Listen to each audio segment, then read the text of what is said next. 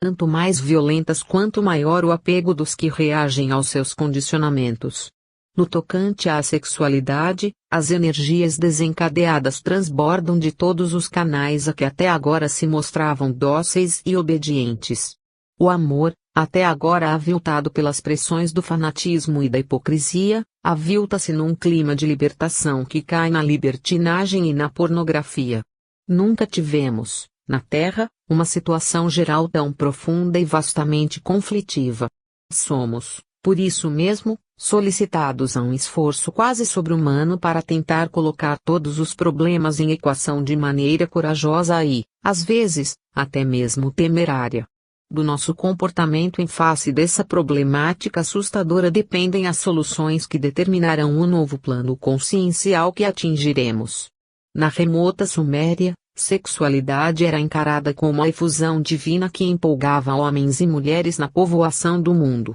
O culto fálico, a nudez, a natureza sagrada do ato sexual, a reverência para a mulher prolífera eram elementos fundamentais da consciência.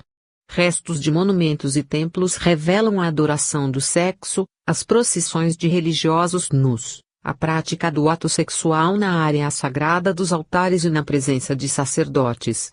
Em quase todo o Oriente a sexualidade se apresentava como a própria essência da religiosidade. Ainda hoje existem os resíduos de práticas eróticas nos países orientais com finalidade religiosa. A tradição das geishas japonesas, ainda vigente, mostra o cuidado e o aprimoramento das técnicas de preparação do ato sexual, especializando-se as jovens numa cultura específica para serem uma espécie de sacerdotisas do amor. No Egito, na Mesopotâmia, na Pérsia e na Grécia antigas a sexolatria dominou amplamente, com o culto de danças, cânticos e rituais eróticos, geralmente acompanhados da utilização de alucinógenos. Em Roma se passava o mesmo.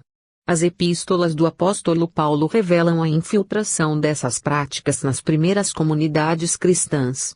Na própria Israel das leis de pureza, como vemos nos textos bíblicos, o erotismo sagrado dominou sob várias formas.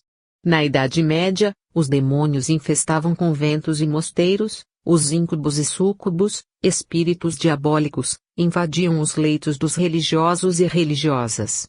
Os libertinos medievais formavam suas sociedades eróticas.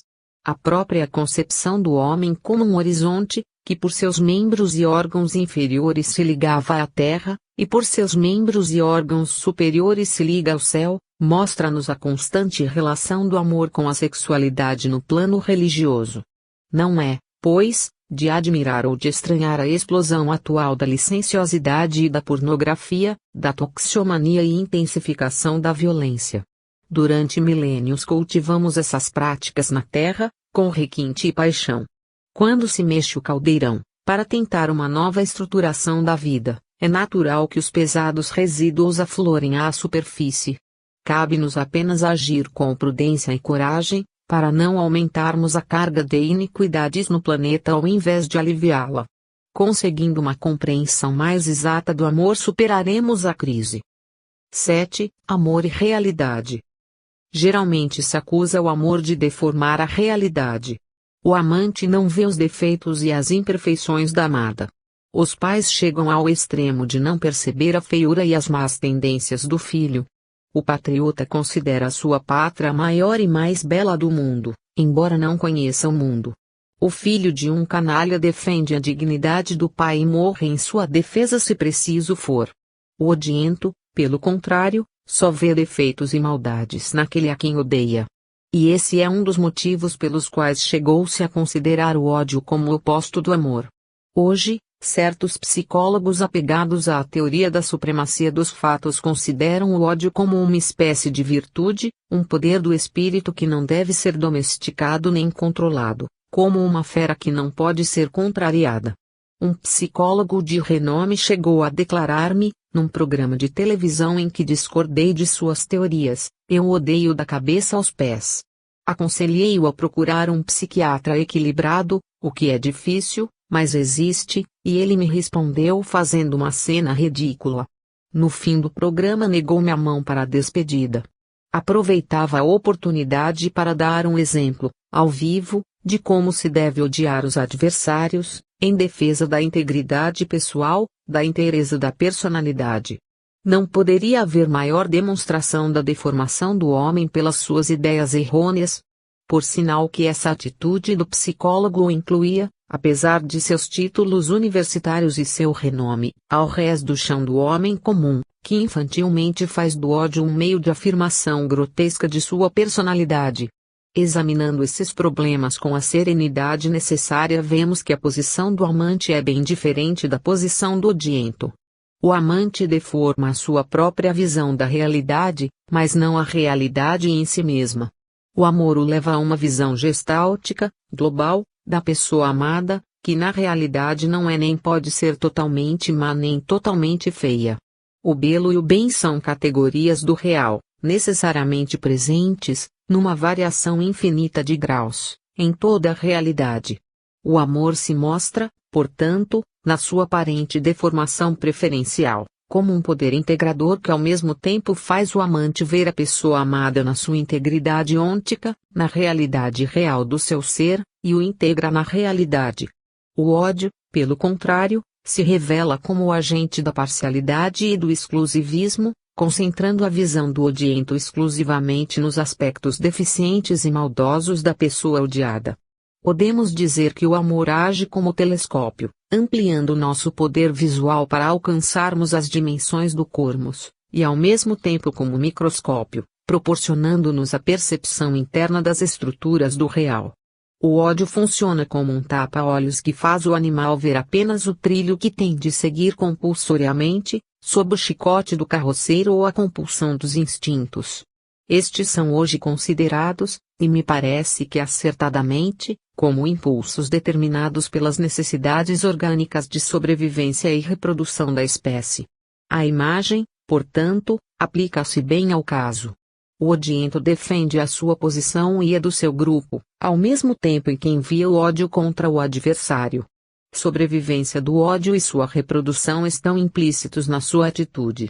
O exemplo histórico de Mussolini, com sua teoria do viver e periculosamente e sua constante pregação do ódio, bisogna odiar il inimigo, ou seja, é necessário odiar ao inimigo, mostra-nos ao mesmo tempo a natureza compulsiva do ódio e a sua capacidade de levar os homens à loucura, a uma visão totalmente deformada da realidade.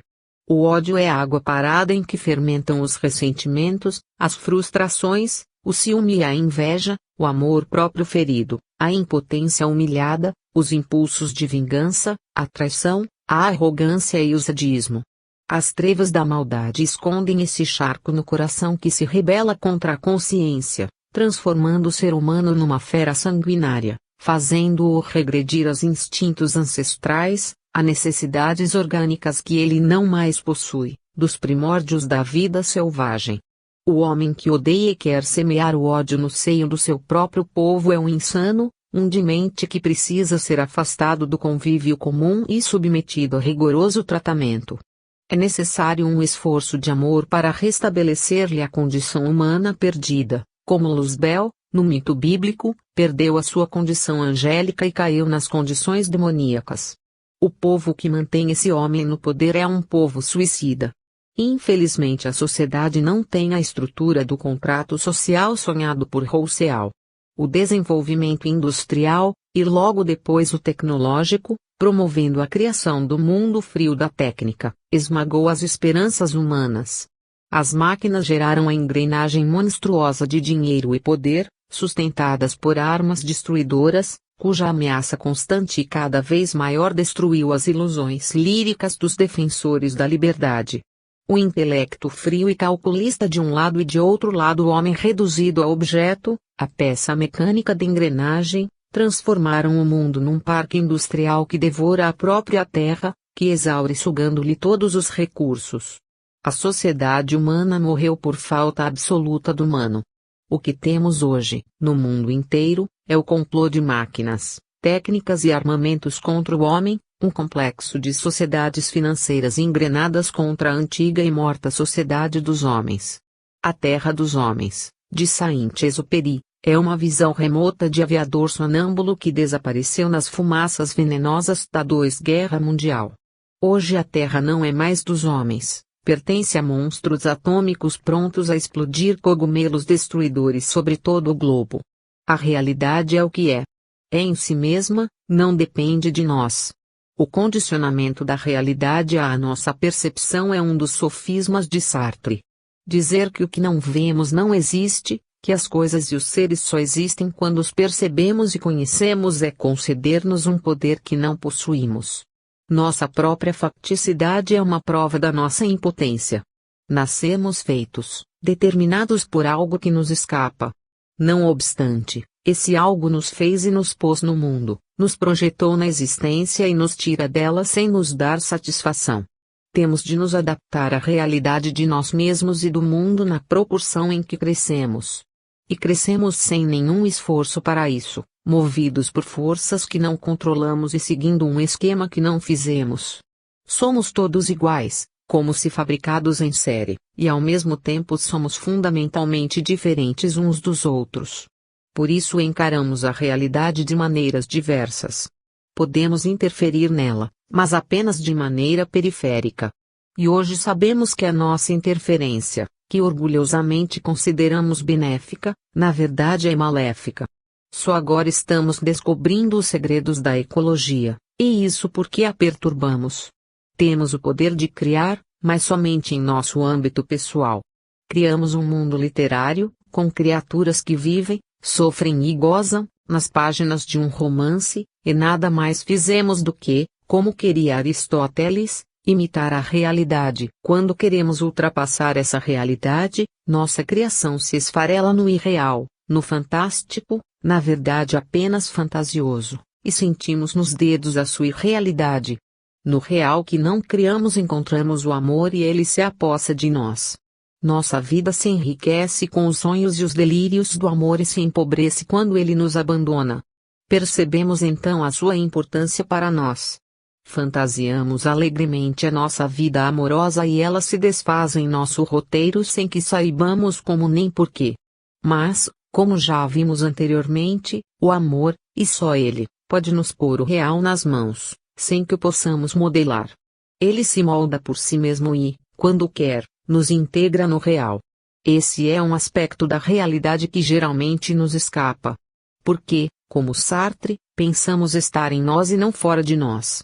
Criamos um filho à nossa imagem e semelhança, a cor dos nossos olhos nos seus, e de repente ele se liberta de nós e passa a viver a sua própria vida, a existir por si mesmo.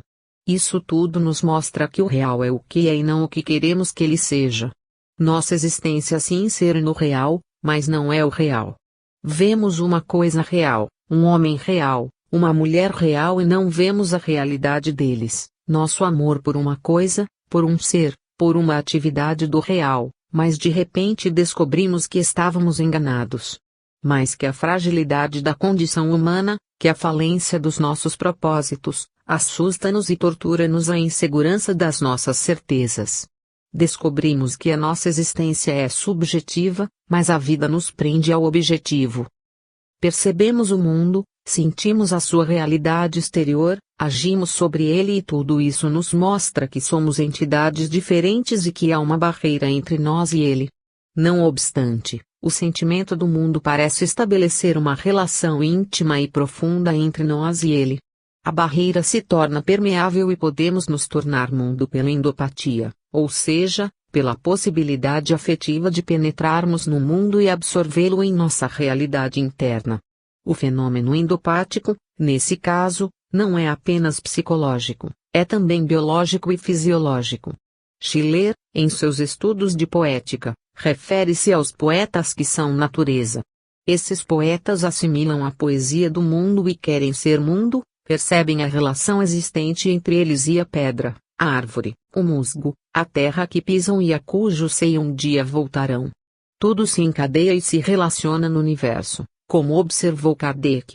O sentimento do mundo vem das profundezas da ontogênese, do fiat da criação, do momento em que a mônada, essa semente espiritual, acendeu-se no seio da matéria para absorvê-la, aglutiná-la e estruturá-la segundo o esquema interior de cada mônada diferenciada. As diferenciações monádicas podem ser mais bem compreendidas por uma comparação com as diferenciações das sementes vegetais ou dos genes animais e humanos. Descobrimos assim a dinâmica da nossa ligação com o mundo. Mas continuamos a sentir-nos independentes na dependência, porque nenhum fragmento do todo pode isolar-se dele, e existir sem ele, pois a existência depende da energia existencial que só o todo produz e dispensa a todas as coisas e a todos os seres. Parece bem claro que essa energia é o amor, não uma energia física, mas espiritual, regulada e diferenciada por um poder inteligente, que é necessariamente o que chamamos Deus. A filosofia panteísta de Spinoza pode ajudar-nos na compreensão desse problema. O panteísmo spinoziano não é propriamente panteísta, no sentido geral em que se toma essa palavra. Deus é a fonte de que tudo emana e por isso a sua presença em todas as coisas e todos os seres se impõe. Esse é o princípio dominante em todas as grandes religiões monoteístas, o da onipresença de Deus. Spinoza reconhece a estrutura dialética da realidade, constituída de espírito e matéria. Da conjugação desses dois elementos resulta a síntese do real. Todas as coisas e todos os seres são modos ou afecções da substância única do real.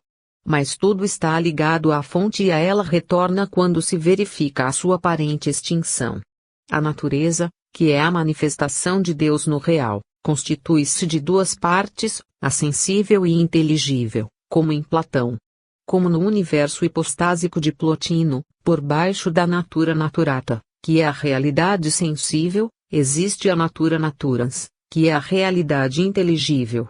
Spinoza estava tão convicto dessa estrutura do real que, ao morrer, disse que a sua morte não tinha nenhuma importância, era apenas um fato comum, pelo qual ele se reintegrava no todo.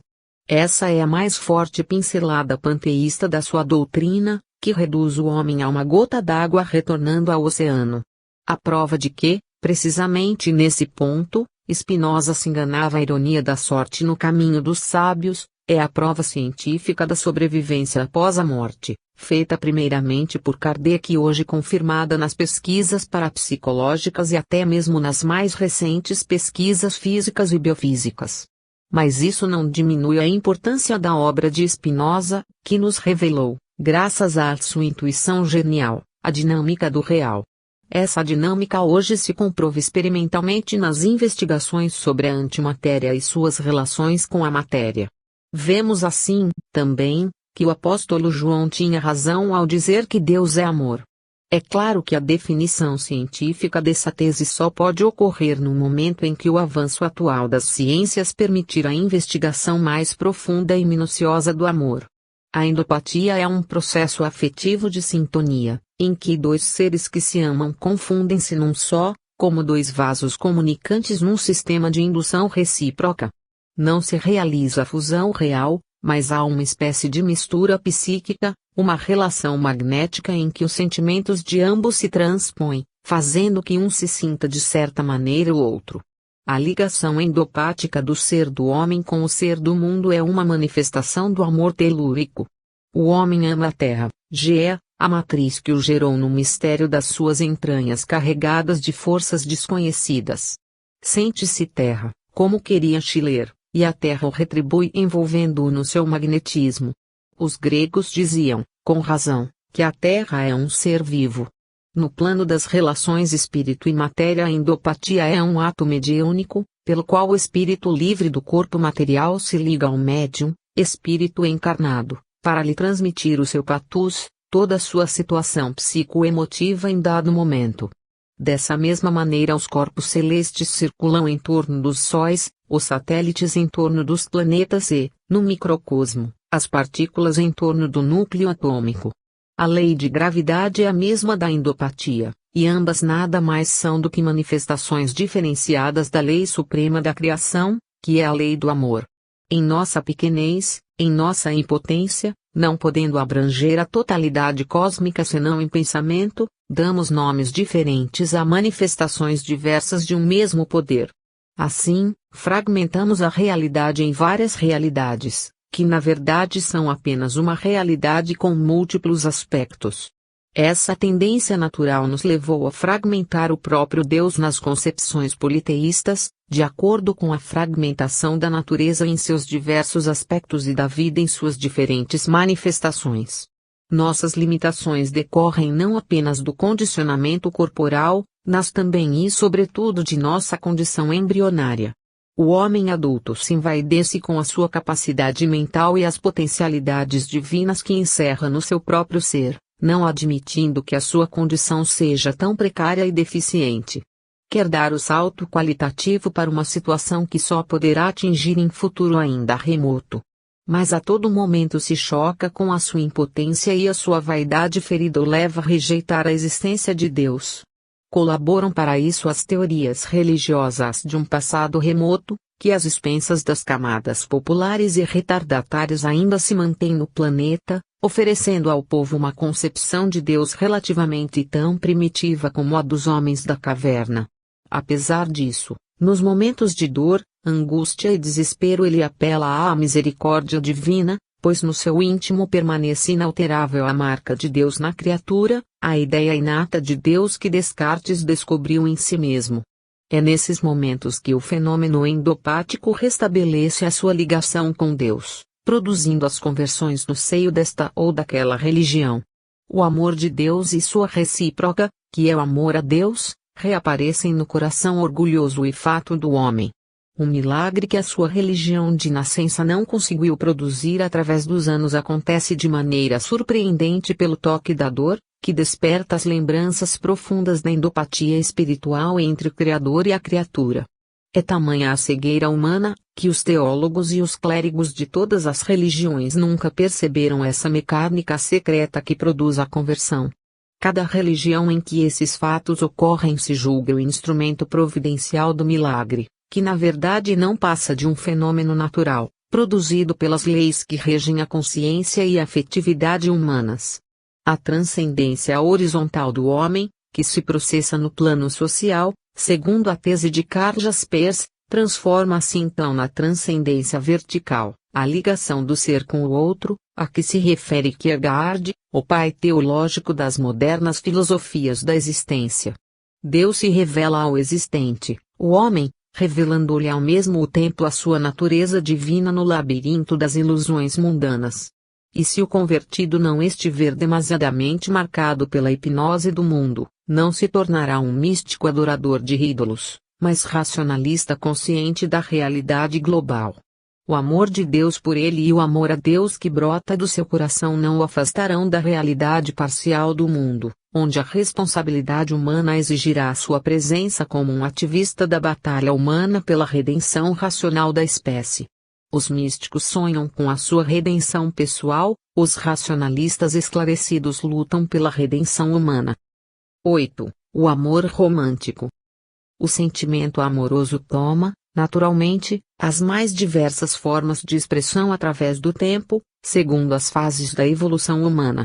Mas a tipologia do amor não se define por épocas, não pode ser classificada em esquemas precisos e padrões formais específicos. Seria mais fácil a sua classificação de acordo com as variações da tipologia psicológica. Mas não são apenas os fatores psíquicos que influem nas variações do amor. As pesquisas antropológicas entre os povos selvagens, com a finalidade de se conseguir, através de possíveis aproximações, uma ideia geral do comportamento humano dos povos primitivos, não incidiram suficientemente sobre as manifestações do amor. Mas é certo que entre os primitivos havia os mesmos motivos de atração amorosa que a vida na selva permite. No tocante às civilizações agrárias e pastoris, as informações são mais abundantes e precisas, acompanhadas de documentos literários e particularmente litero-religiosos que revelam os graus de idealização e emotividade da época. Não há muita distância entre essa fase e a das chamadas grandes civilizações orientais, que por sua vez se aproxima bastante dos vários tipos de amor do mundo moderno. Victor Hugo, na Prece de Cromwell, considerado como um manifesto do romantismo, tentou uma divisão histórica em 3 fases, fixando-se mais na transição do mundo antigo para a era cristã. Seu interesse principal era a justificativa do romantismo. Mas a verdade é que nas próprias páginas da Bíblia, Antigo Testamento, encontramos o amor romântico nos poemas de Davi e Salomão. Nos evangelhos temos uma informação breve, ocasional, mas importante sobre o amor dos primeiros tempos do povo judeu. Referindo-se à razão por que Moisés concedia o desquite, Jesus diz que isso acontecia em virtude da dureza dos corações. E ele mesmo admite o divórcio em caso de adultério. Essa concessão restritiva, que em nosso tempo deu motivo a que a legislação do estado de Nova York sobre o divórcio só aceitasse como motivo o adultério, por outro lado originou ali a indústria dos flagrantes de adultério. A Igreja, por sua vez, reconheceu a dissolubilidade do casamento, instalando em Roma o Tribunal da Sacra Romana Rota, que anula casamentos em todo o mundo católico mediante alegações que segundo um critério especioso possam considerar nulo o inviolável sacramento do matrimônio. Pagas as taxas devidas e a papelada exigida, o sacramento desaparece. Examinando historicamente o problema, e considerando as expressões textuais dos evangelhos em vários tópicos, Kardec mostrou que a palavra adultério não tinha, no tempo de Jesus, o sentido específico de hoje, mas estendia-se a diversos tipos de fraudes. Dessa maneira, os motivos de anulação do sacramento podiam ser muito mais variados do que se pensava. Apesar de tudo isso, a Igreja insiste ainda na indissolubilidade do vínculo matrimonial. É evidente que a dureza dos corações continuou através dos milênios. No princípio não era assim, disse Jesus. Kardec lembrou que, no princípio, nas sociedades primitivas, não existiam interesses materiais interferindo no amor, nem ambições de poder e prestígio, de maneira que os casamentos resultavam de afinidades individuais e não precisavam de sacramentos nem de registro civil para mantê-los e consolidá-los na formação das famílias. Temos assim uma sequência histórica que nos dá uma visão do problema. No começo do povoamento da terra o amor nascia das afinidades afetivas e não sofria pressões estranhas. A própria simplicidade da vida, nas tribos e nas hordas, favorecia as ligações naturais agrárias e pastores, em seus inícios. A simplicidade dos costumes favorecia o respeito aos interesses dos pares e desenvolveu-se uma fase bucólica de felicidade amorosa. Mas na proporção em que as populações aumentavam e a riqueza crescia, a situação amorosa ia sendo afetada pelos interesses estranhos. Podemos lembrar o caso de Marília e Dirceu no episódio da Inconfidência Mineira, em que os interesses políticos romperam para sempre o idílio de sabor e estilo arcádico. A fase bucólica do amor puro, espontâneo e livre, no bom sentido, passou rapidamente como precursora do romantismo que surgiria no século XIX. Os Árcades esqueceram suas amadas e romperam ou silenciaram as cordas de suas liras. Começou então a fase negra dos amores frustrados e dos casamentos impostos pelas famílias. As jovens só tinham um direito, o de obedecer.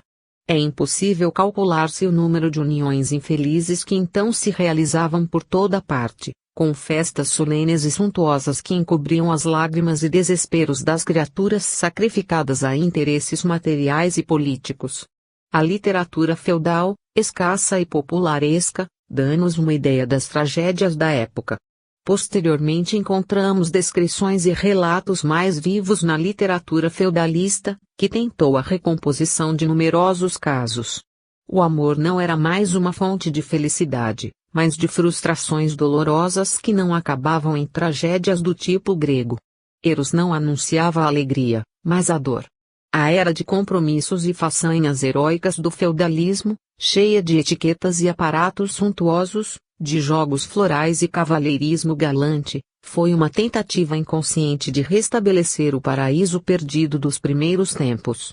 Durante um milênio Eros ainda seria submetido aos caprichos dos homens poderosos e voluntariosos, e belas jovens castelãs, fechadas em suas gaiolas de ouro e cercadas de fâmulos inúteis, sofreriam condenações implacáveis pelo pecado do amor, e muitas delas teriam de suportar, nas ausências guerreiras dos maridos de honra e brasão, o suplício de ferro dos cintos de castidade.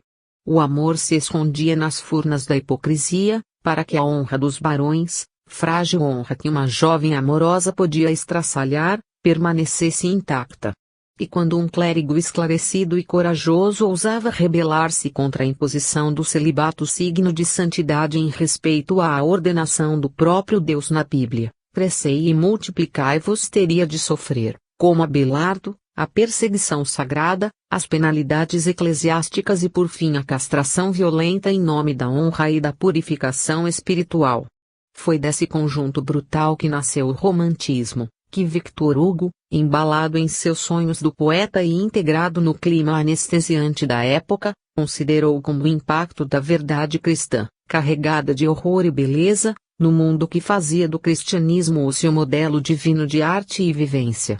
Não obstante as contradições flagrantes e o esmagamento de todos os direitos e liberdades individuais, essa época sombria justificou a renovação romântica das artes e da cultura geral.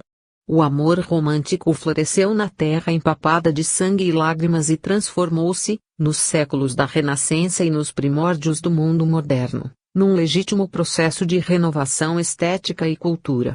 Foram necessárias 2 guerras mundiais, uma ainda romântica e a outra monstruosa, para que os homens percebessem, no mundo contemporâneo, que seguiam às cegas o caminho da destruição total do planeta, hostes de bárbaros tecnológicos cultivados na sistemática da mentira e da hipocrisia. Somos hoje os herdeiros desse passado de pesadelo. E se não aprendermos que o amor é a própria presença de Deus nos corações, e não a respeitarmos, evitando lançá-la no charco da canalice convencional, teremos fatalmente pela frente o horror escatológico da guerra neutrônica. Com essa guerra, pelo menos, teremos a possibilidade de esvaziar o mundo sem destruir as condições materiais, testemunhas vazias e inúteis da nossa incapacidade de amar. Do amor romântico já passamos à devassidão organizada e ao cultivo alegre da pornografia. Sobrarão nas cidades fantasmas do planeta suicida as figuras sodômicas dos quadros pornográficos. Mas apesar disso, o amor romântico venceu e continua a embelezar o mundo na sua fase perigosa de transformação. Porque o romantismo, como viu e declarou o gênio de Hugo, não é uma fantasia de mentes alienadas, mas a expressão de uma realidade interna e viva, que as ameaças externas não afetam. Essa realidade é a do amor que sustenta a integridade humana em todas as crises do processo histórico. Fonte oculta de energias espirituais na intimidade do ser, não necessita de estímulos ambientais para florir em qualquer tempo ou circunstância. Das entranhas do feudalismo arrancou os resíduos asfixiados da semeadura cristã e os fez brotar na nobreza dos cavaleiros heróicos que se imolavam e à graça das cortesãs. Transformou as pugnas violentas em arroubos de dedicação ao ideal feminino. De um olhar, uma flor caída por descuido aparente na arena, uma luva atrevidamente atirada aos pés do espadachim ou lanceiro apaixonado, criou lendas temerárias que embalavam em sonhos as gerações sacrificadas. Mesmo no horror das cruzadas, a imolação ao Cristo se misturava aos votos de eterno afeto às damas distantes. E foi nesse torvelinho de paixões e traições, de loucuras e devotamentos, que o amor sensual da Roma de Messalina e o amor transviado de andrógenos e lésbicas de Atenas foi canalizado para o amor arrebatamento da transcendência cristã. As poderosas energias do ideal platônico infiltravam-se nos sonhos de beleza e pureza dos cancioneiros populares, misturando-se com a figura sacrificial do Cristo. A rosa aberta sobre a cruz simbolizava o processo dessa alquimia divina em que as consciências se transformavam. Foi nessa perspectiva interna do monstruoso panorama feudal que Victor Hugo deslumbrou a distância, a fermentação das ideias cristãs preparando na carne do império abatido a floração do romantismo, com os contrastes da realidade superando o formalismo canhestro dos condicionamentos estéticos. A visão dialética do mundo superava o classicismo por força da influência cristã, a religião da verdade, em que o véu diáfano da fantasia, na expressão de Essa, era rasgado como o véu do templo. O disforme e o perfeito, o horrível e o belo, todos os valores e desvalores da realidade deviam mostrar na arte a riqueza e a grandeza da concepção cristã. Ao lado da beleza sublime de Esmeralda ele colocaria, Na fachada hierática de Notre-Dame, a deformação do Corcunda. A religião que substituía a perfeição dos deuses olímpicos pela fragilidade humana de um carpinteiro crucificado abria novas perspectivas para a estética em todas as suas dimensões. O amor romântico antecipara o romantismo hugoano, mas encontrava nele a seiva necessária ao seu desenvolvimento. Na concepção hugoana, o romantismo não era uma espécie de romancear da vida, mas um nafar da realidade em todas as suas manifestações. O cristianismo romperá a barreira de todos os formalismos judaicos e derrubar os deuses mitológicos dos seus pedestais, livrando o mundo das deturpações condicionantes da traição e dos desvarios da imaginação mitológica. Já no seu tempo, a Igreja, similar a essas deformações, mascarara o cristianismo. Mas o poeta empolgara-se com a revolução conceitual do Cristo e não percebia o retrocesso. Por outro lado, ele mesmo havia sido um cultor espontâneo do amor romântico na adolescência e na juventude, com sua paixão por Adele Fouché, e conhecia por experiência própria que o amor romântico era o eclodir das aspirações profundas do ser na vivência temporal. Proclamar a realidade ôntica desse amor era libertar o ser das pressões exteriores que o esmagavam nas frustrações da realidade social. O amor romântico aparecia assim como um resgate espiritual das vítimas do passado. Toda a força do romantismo, como escola literária e como forma de vida, provém precisamente do problema que Hugo percebeu e tentou equacionar para uma solução possível, que seria a sua aplicação à conduta humana, em todas as atividades do homem, numa civilização liberta de superstições e preconceitos envelhecidos.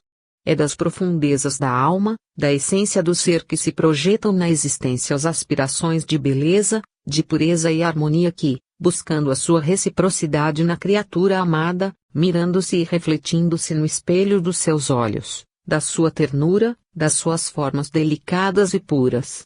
Por isso, o amor romântico não é uma ficção ocasional e vazia, mas uma realidade ôntica dominadora.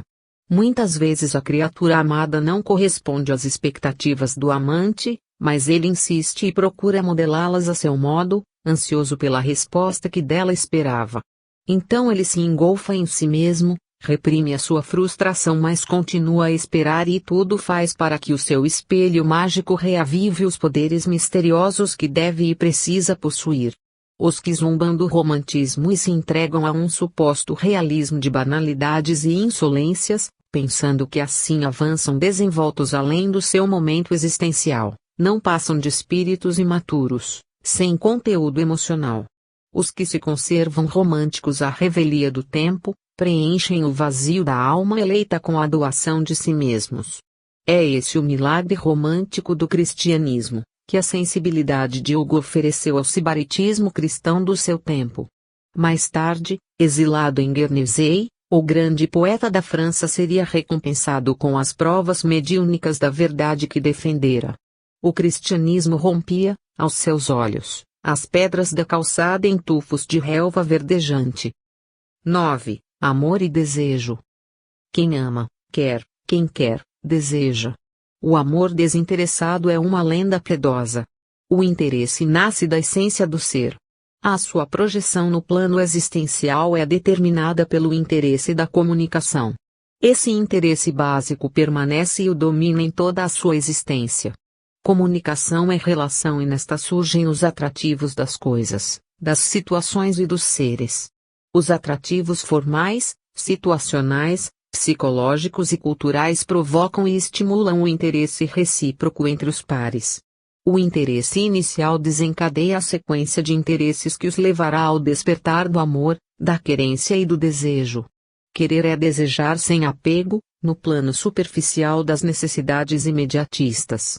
Desejar é querer com anseio, sob a ação dos instintos, das forças inconscientes do existente, o ser entregue às exigências vitais do condicionamento humano. Dessas especificações decorrem os vários tipos do amor, desde o instintivo e animalesco até o espiritual e sublime, que empenha no amor a totalidade do ser. A paixão é o delírio do ser premido pela ação múltipla e confusa de todos esses vetores em explosão psicobiológica. Definir essas várias manifestações do amor é uma necessidade da disciplinação do comportamento e da conduta. O comportamento disciplinado racionaliza a conduta e previne os enganos fatais do amor, evitando o delírio da paixão sem asfixiar ou atenuar as expansões naturais do amor.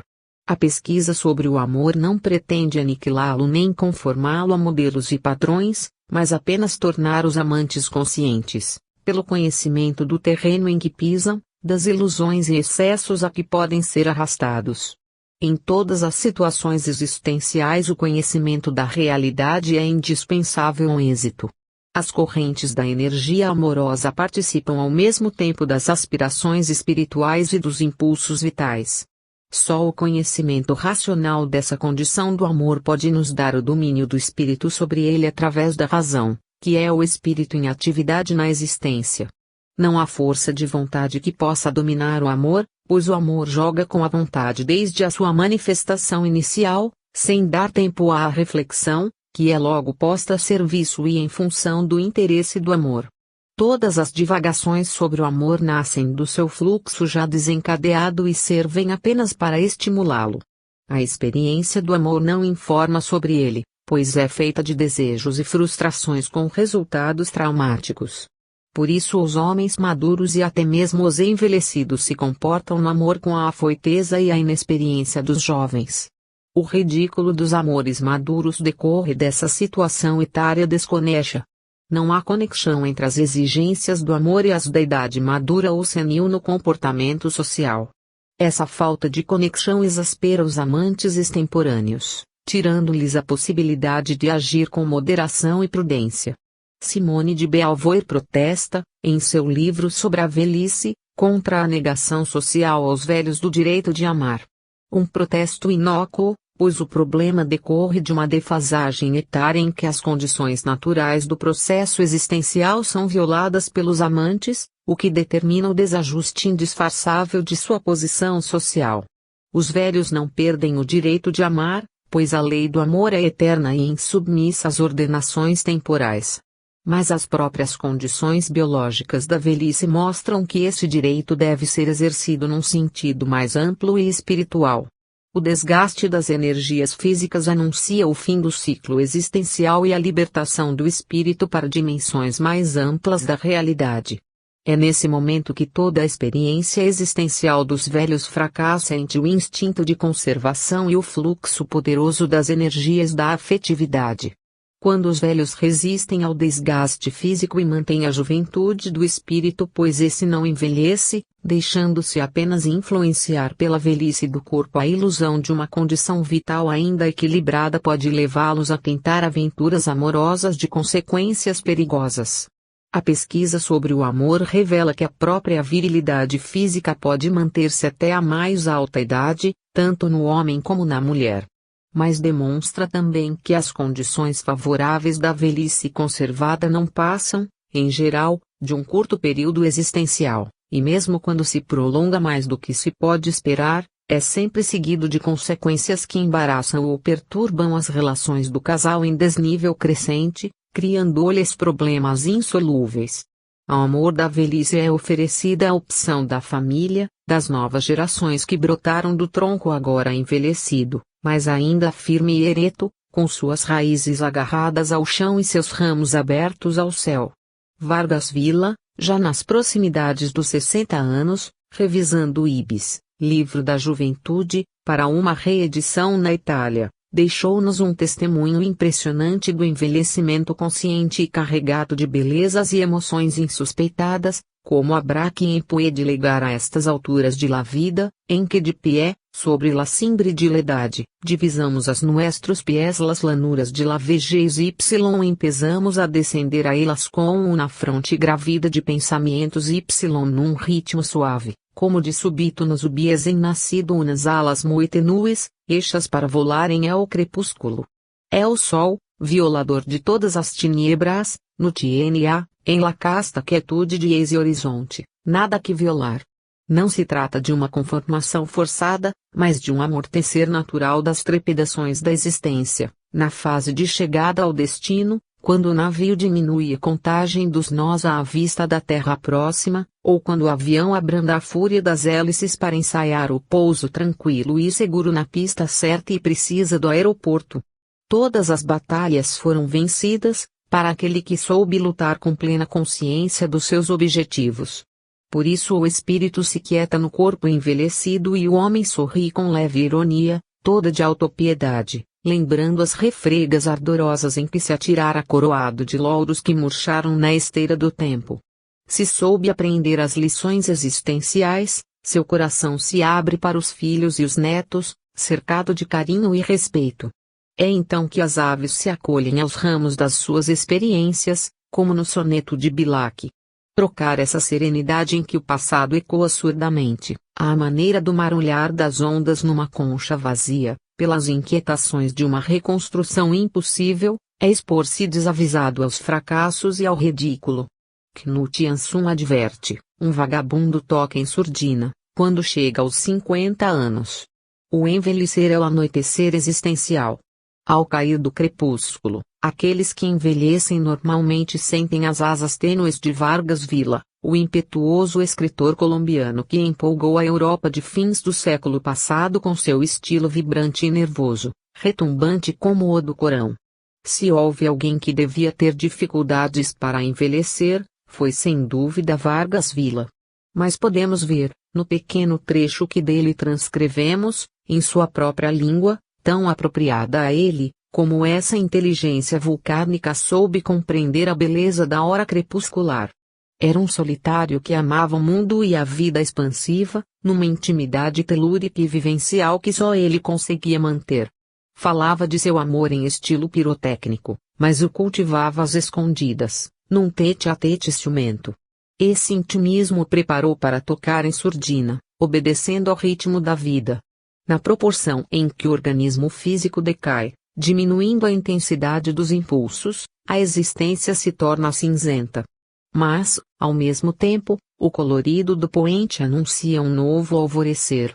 E quando as trevas envolvem a paisagem, as estrelas assaltam o céu numa revoada de mundos insuspeitados.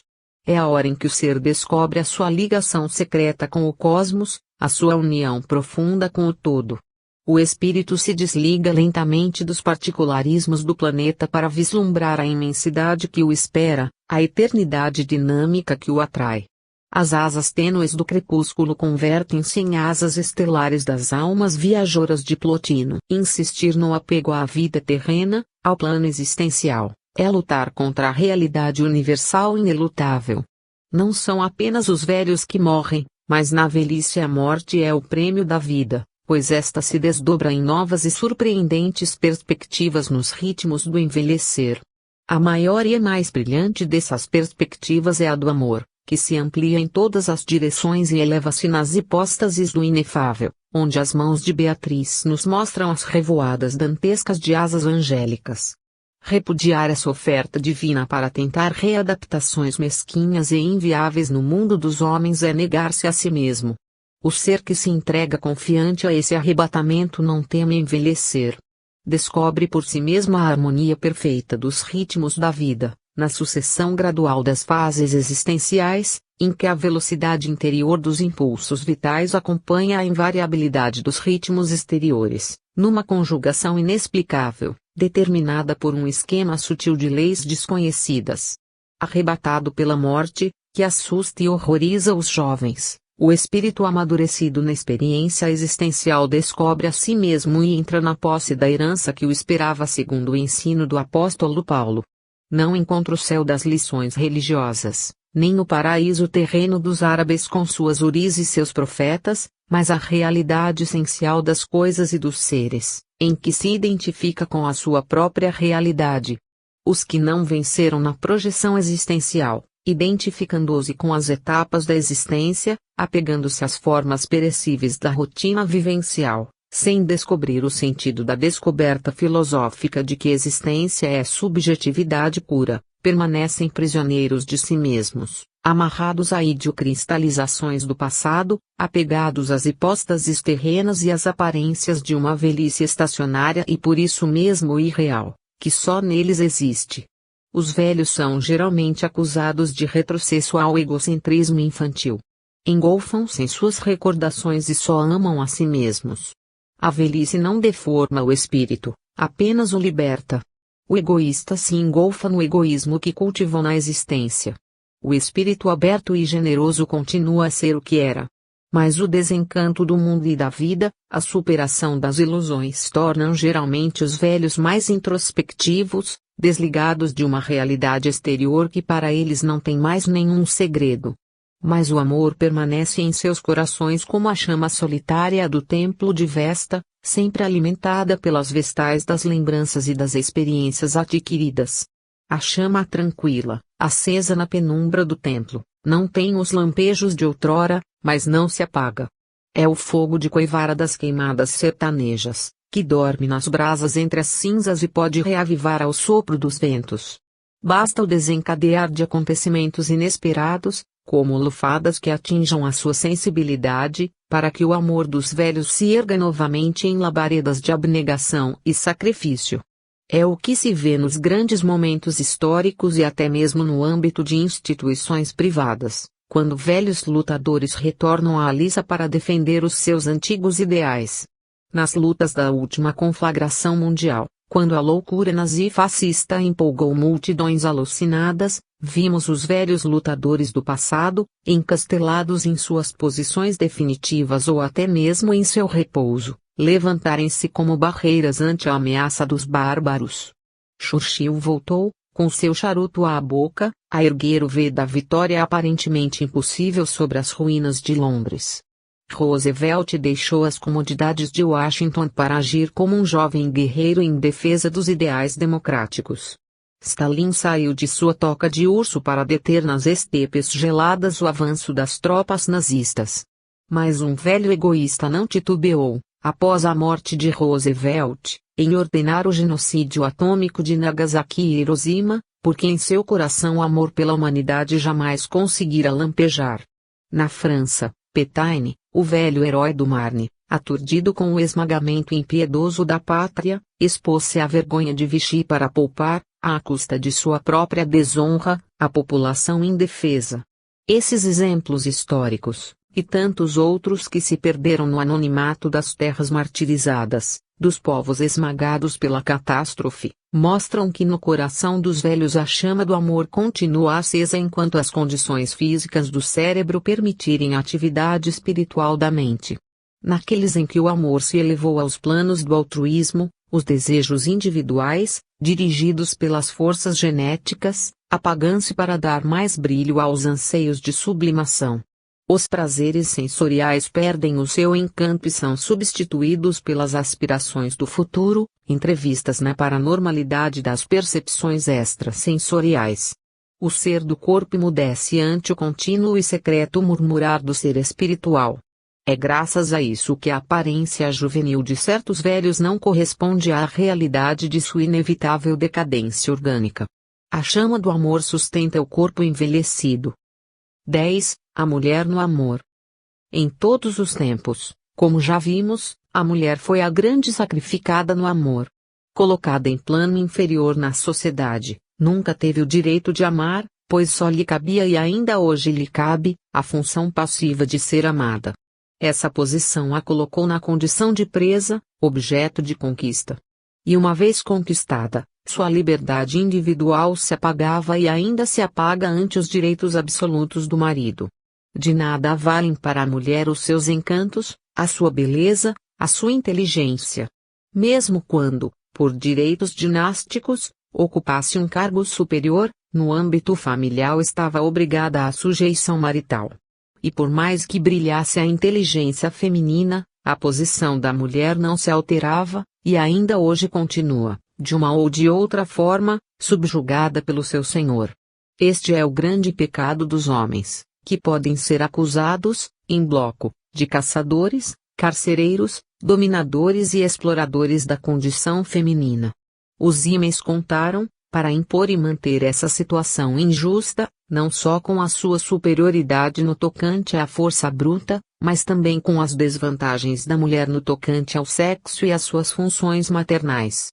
O que a moral burguesa, nascida nos burgos feudais, produziu em princípios, normas e exigências, para reduzir a mulher à simples serva do homem, ainda está para ser arrolado e avaliado. Talvez não o seja nunca, porque a escravidão feminina é uma mancha negra na cultura dos povos, e tão espessa que atinge na sua nódoa aos dois sexos. Houve, naturalmente, muitos motivos circunstanciais para isso. Mas o motivo central e decisivo foi um só: a arrogância masculina, o complexo de superioridade dos homens, o seu preconceito absurdo e aviltante, para ele mesmo, contra aquelas que são suas mães, filhas, avós, companheiras, irmãs, amadas e mães de seus filhos. Na pesquisa sobre as condições do amor feminino, o que mais espanta é a situação de passividade absoluta a que ela ficou reduzida por milênios na estrutura social. Ser humano como o homem, com todas as condições humanas e todas as exigências psicobiológicas da espécie, foi sempre obrigada a esperar do homem a decisão do seu destino e obrigada a suportá-lo pela vida inteira como sujeita a um decreto divino. O homem aviltou, assim, a condição humana da mulher, aviltando-se a si mesmo.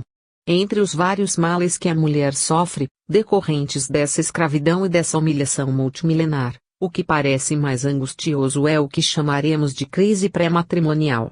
A jovem adolescente não desperta para o amor com a leviandade insolente do homem. Seu despertar é cheio de inquietações, preocupações, temores, aflições, angústias e desesperos. Porque ela traz em seu inconsciente a determinação genética da maternidade. Não sonha apenas com o seu príncipe encantado. Sonha com os filhos e o lar, com os deveres de mãe, com os inocentes e indefesos que um dia deverão surgir em seu ventre e dele brotar para a vida. Todas as suas aspirações de jovem se centralizam nessa perspectiva maravilhosa, conto de fadas alimentado exteriormente pelos exemplos vivos de histórias caseiras e obras de ficção infantil, bem como pelos objetos de brinquedo, as bonecas, os enxovaizinhos provocadores, os cuidados da mamãe que o instinto infantil de imitação torna fascinantes aos seus olhos ingênuos. O matrimônio se torna para ela uma exigência biológica mais importante que as exigências sexuais. Mas apesar desse determinismo irrevogável, ela nada pode fazer para atingir o seu objetivo, pois tudo depende exclusivamente do homem. Essa situação desencadeia-se na adolescente e acentua na moça o desesperado desejo de casar-se. Para satisfazê-lo, ela só dispõe dos seus encantos pessoais, mas se acaso se atreve a desenvolvê-los e enriquecê-los com os artifícios possíveis, é logo notada e considerada como uma doidivanas, uma leviana que vive se oferecendo aos homens e ferindo a dignidade feminina. Quantos males decorrem dessa situação angustiosa, enriquecendo clínicos no passado e psiquiatras no presente. Por outro lado, se a jovem tem os seus caprichos, como todos os seres humanos os têm, e não como um par entre os possíveis admiradores, é acusada de inconstante e perigosa, talvez marcada como em adultério. As exigências socio-morais da sociedade a espreitam e oprimem de todos os lados. Mas aí dela se entregar-se facilmente à válvula de escape das crises inconscientes de perturbações orgânicas ou psíquicas, pois então será classificada como histérica, dominada por distúrbios que poderão tornar infeliz para sempre o pobre candidato que lhe cair nas garras ansiosas. Sua inteligência, sua cultura, só hoje permitida com a parcimônia determinada pelos preconceitos e as restrições financeiras, de nada valem. Ela se sente em igualdade de condições com os que a disputam, mas essa igualdade é apenas uma impressão pessoal, pois nos quadros sociais a sua inferioridade ao homem é a marca de Caim na sua fronte. A homossexualidade feminina é geralmente oriunda dessa situação, uma reação da impotência em que se vê abandonada, um esforço para igualar-se aos homens na desenvoltura, na insolência, nos modos de se expressar, na tonalidade da voz e finalmente nas vestes. Não é tanto a homossexualidade que se define nessas aparências masculinas, mas a crise pré-matrimonial, o desespero das jovens que não dispõem de meios para vencer as barreiras que a cercam e a isolam, ameaçando-a com o fracasso da sua existência. E essa crise se agrava, ao invés de aliviar-se, com as licenças que surgem na sociedade industrial em termos de mão de obra. As jovens se igualam aos rapazes na capacidade produtiva, na possibilidade de assumirem cargos até agora só reservados aos homens, mas isso não diminui a diferença essencial, não lhes tira da fronte a marca de Caim. São mulheres, criaturas submetidas ao poder masculino. Existencialmente essa situação é insuportável, mas elas têm de suportá-la ou arriscar-se a situações talvez mais melindrosas. Carregam pelos dias, meses e